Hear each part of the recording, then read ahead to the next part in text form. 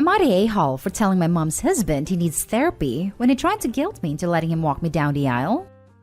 My mom married her husband James 3 years ago. I, 25 female, was not living with my mom at the time, nor will live in the same state, so I haven't really interacted with him a lot. I got engaged during lockdown last year.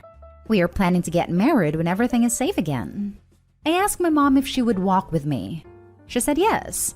Everything was good. Then James approached me about 2 months ago saying he would like to walk me down the aisle. That he knows he can't replace my dad, but he loves me and my mom, and would love to feel the father of the bride role so I can have someone in it. I told him my mom was filling the parent of the bride role, and that made me happy. He pushed a little, told me it made more sense for him to do it. I said no. My mom told me he had just wanted to make the suggestion because he felt maybe I would prefer it. I didn't want to fight, so I left it alone. Then he came to me again. He talked about how he lost both his girls. His wife and daughters died almost 20 years ago, and how much it would mean for him to be accepted into that role and would give him the chance to do that with another daughter. He told me even if I don't want it, would I do that for him, so he would have some healing and a chance to be in the role with someone. I said no again, and he told me I must be very cold to know what it's like to lose a father, to do that to someone who lost both his children and is reaching out and offering to do it for you. I told him maybe he needs therapy if it's so hard, and he's so caught up in the loss of them that he can't see me as my own person, and as someone who would want my remaining parent to walk with me and fill that role. He was offended I would make that suggestion. My mom then bent over apologizing after she heard what happened. I guess she hadn't known the whole thing from before. He's still, I want to say salty, but he's still offended and thinks I overstepped. Did I? Am I the a-hole? And before anyone asks, my fiancé and I are paying for the wedding ourselves, and he is not contributing to anything. Now for the top comments. Not the a-hole.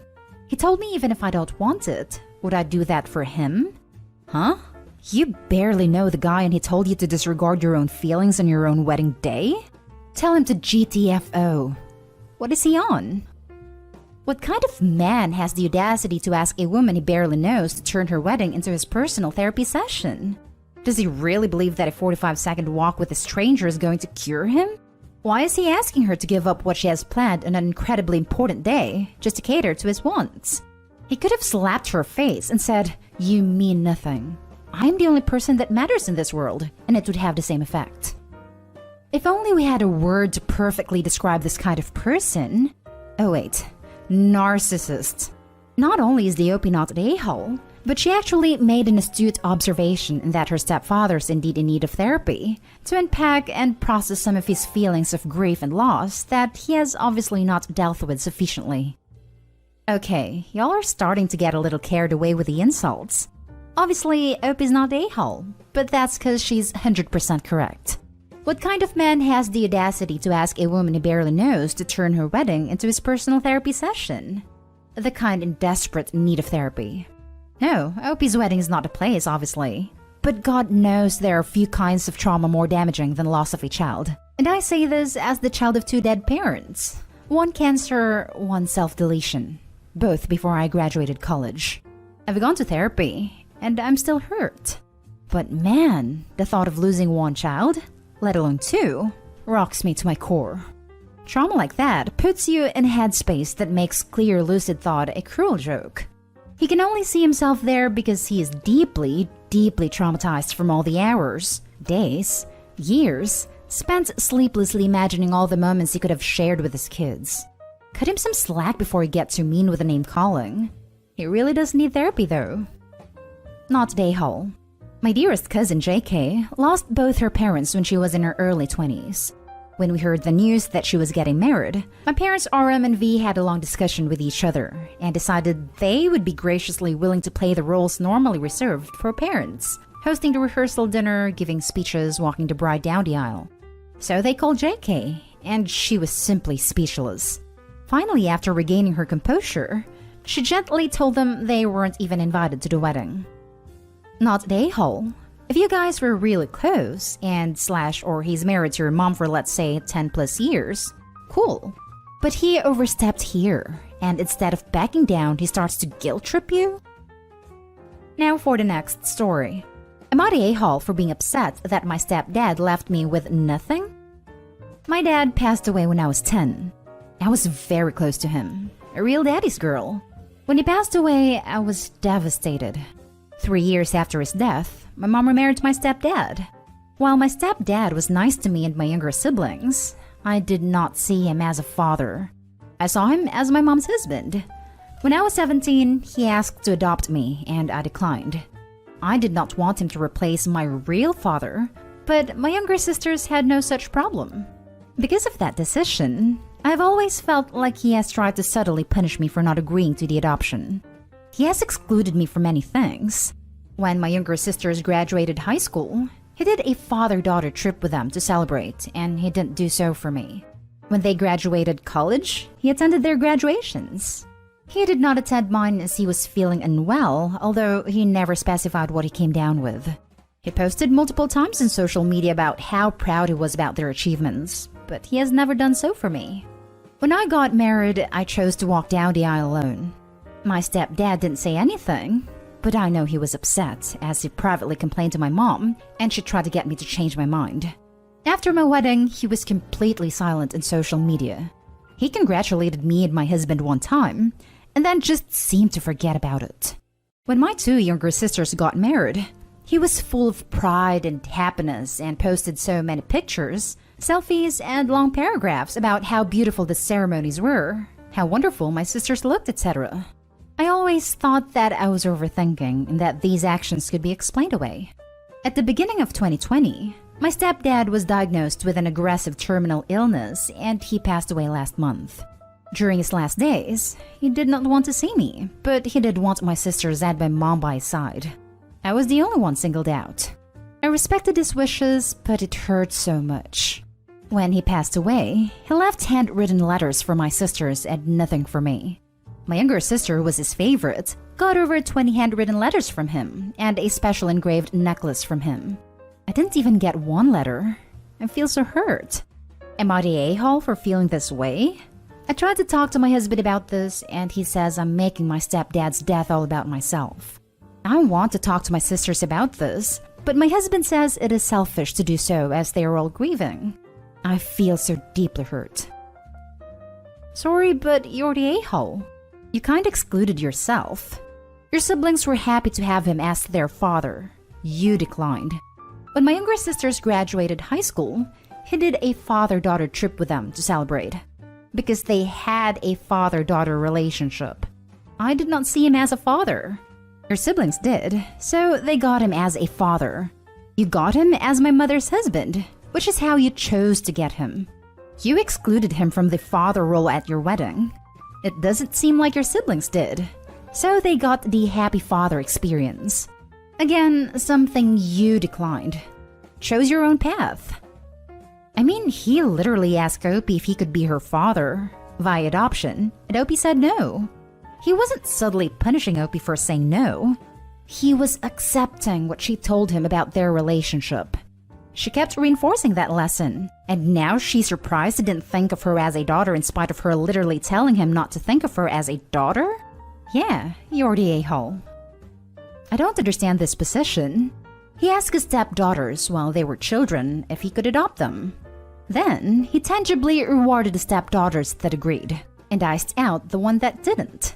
He was the fully formed adult. He should have treated them all the same relationship with all stepdaughters, adoption or not. Sure, he might be closer to the others, but that is a different issue.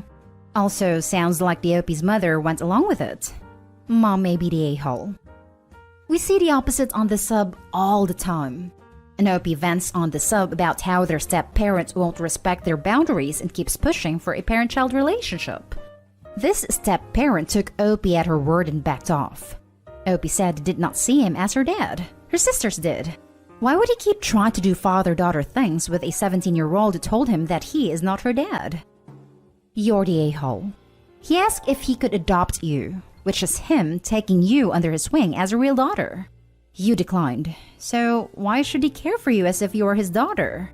It's not his duty to take care of you or even care for you if you refused his offer of parentage. You deserve nothing, and you got nothing. Move on. Would I be the a-hole if I say I don't want a father-daughter dance with my stepdad? I'll try and keep this brief because I see similar posts have been posted lately. I'm 24 female, I'm getting married. I asked my mom and stepdad to walk me down the aisle. I said I didn't want a father-daughter dance with him, but offered a spotlight dance for the two of them. They were not happy with that. He asked me if I would ideally like one with my mom, and I was honest that, yeah, I would. But I was trying to be sensitive to everyone's one, so compromising. He went away hurt. My mom told me I should reconsider. She told me it was rude. They went back to me about 2 weeks after the initial discussion and said a spotlight dance for them did not make up for the snub of no father-daughter dance. And especially when it's not that I don't want a parent-bride dance, but I don't want one with him. They told me we needed to discuss it more, so we did. Which I kind of regret now because it was a rehash of the same stuff over and over again. The other night, my mom called and said I need to give this more thought and reconsider doing it. She said that I could have one with each of them, and that would make everyone happy instead of them having a spotlight dance. She said he has raised me since I was 8 and has been a good father figure to me, and has supported and loved me most of my life. All of this is true, but, and I know this will likely be what sways some people, he was always second best to me in terms of my longing and grief for my dad who died 8 months before he and my mom got married. He could just never take that role. I'm not sure anyone could, because my dad was amazing. He loved and supported me, encouraged me to follow my dreams, thought of me right up until the very end. He left letters and videos for me to mark every milestone he would miss as well as other things. I have so much love and some great memories of my dad. And I just never found that kind of love for my stepdad. It's not that I don't appreciate him being there for us, and I know he tried, but I never felt even half of what he feels for me. It's part of the reason I never let him pay for college, though he offered. Because I didn't want to feel like I was taking advantage of someone's love for me when that love is not reciprocated. So now I don't know. I could say I have changed my mind, but in truth, I don't want to dance with him. If I had my wish, it would be for my mom, and just my mom to walk me down the aisle. But she would never consider that. Would I be the a-hole if I say I don't want a father-daughter dance with him as my final thoughts on the matter? Now for the comments. No a-holes here. You feel how you feel, but I can also understand why you would be hurt. Yeah, I get it. Not the a-hole. You've already compromised your wedding by having them both walk you down the aisle, which most people view as the most important parent-bride part. While the dance is lovely, I don't think it's as maybe important. Like, if it was missing from a wedding, it would not be as noticed, while a bride not being walked down the aisle would be more noticeable. I don't think you need to compromise further, and I have moved this judgment into the a-hole territory, because despite already getting to both walk you down the aisle, they are requesting more from you on your wedding. No a-holes here. You can't help the way you feel, and if you tried explaining how you feel and why you feel that way, he should try his best to accept it, even if it may be hurtful. I'm not telling you what to do, but maybe at this point, nix the parent dances altogether so no one person is jealous or hurts over another. It is your day, and you can do whatever you want. A biological parent figure is something no step-parent can fully replace, even if they are loving and the best step-parent ever. The dance with my mom isn't happening anyway. I knew it would be off the table, so I just suggested they do one together. It only came up because he asked me directly. Now for the last story. Am I the a-hole for kicking my 3 sisters out of my wedding after they came with their kids? My wife and I got married 2 weeks ago. We wanted a child-free wedding, so we've let everyone know. My family / in-laws / friends and relatives, and everyone was okay with it. Except for my family. I have 3 sisters all with kids from 2 to 10. My mom said it was illogical to not allow kids since 1, this never happened in the family, and 2, my sisters live towns away so the kids can't be left alone. After a lot of arguing and others getting involved, I stood my ground and they agreed to not bring kids. At the wedding, no one brought kids. My parents and aunts were already there, but then I saw my 2 sisters arriving with their kids. I immediately went to ask what's the deal. They began arguing with me when I said I won't be letting them in with the kids. Then I saw my older sister came with her kids in the car. I was pissed. I asked why they decided to go against the rule and bring kids. My mom started yelling at me when I told my sisters they weren't allowed in with the kids. Everyone was yelling at me. I had to get the security involved to make them leave. My parents and aunt left shortly after. They were so pissed at me, and I got nasty texts later, and my cousin posted about my crappy wedding on Facebook. Days later, I've gathered a family and explained what they did was wrong. I asked if I allowed my sisters with their kids, what message that sent to my in-laws and friends who wanted to bring kids but they couldn't. My sisters argued with me, and it turned out my mom told them to bring their kids and should deal with me later. I told them they could have arranged for a babysitter, but my mom said they wanted to celebrate as a whole family. Said that I ruined my own wedding by making a scene, and everyone will always remember my wedding as a disaster. A crap show because of mine and my wife's child-free bull. They said the only way to fix it is to have another wedding/party and include everyone, especially kids. I called them unreasonable. I asked Mom where the hell she got the nerve to even demand that. They blamed my wife and claimed it was deliberate. I left. They started talking to my wife, trying to convince her that they don't approve of what happened and that they're giving us the chance to fix the situation, otherwise their relationship is damaged. This caused me a headache, and I don't think what I did was wrong. I just want them to have some respect for my wife and her family. Not today, Hull. Your wedding. You set the rules and a guest list. Kids weren't on it. They broke the rules intentionally and they suffered the consequences. Stand your ground.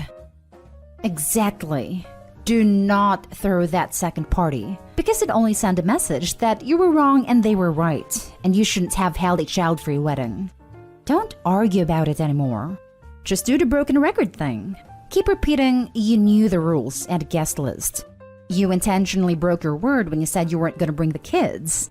It's not my fault you face the consequences of your own actions.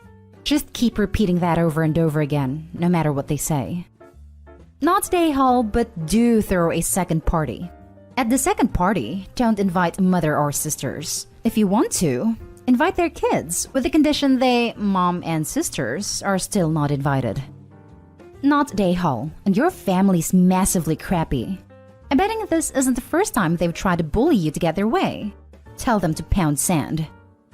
Exactly. The fact that they agreed to the no kids rule but did it anyways just screams they think they are better than everyone else and above the rules. Not today, Hull. You asked them beforehand to not bring kids and they did anyway.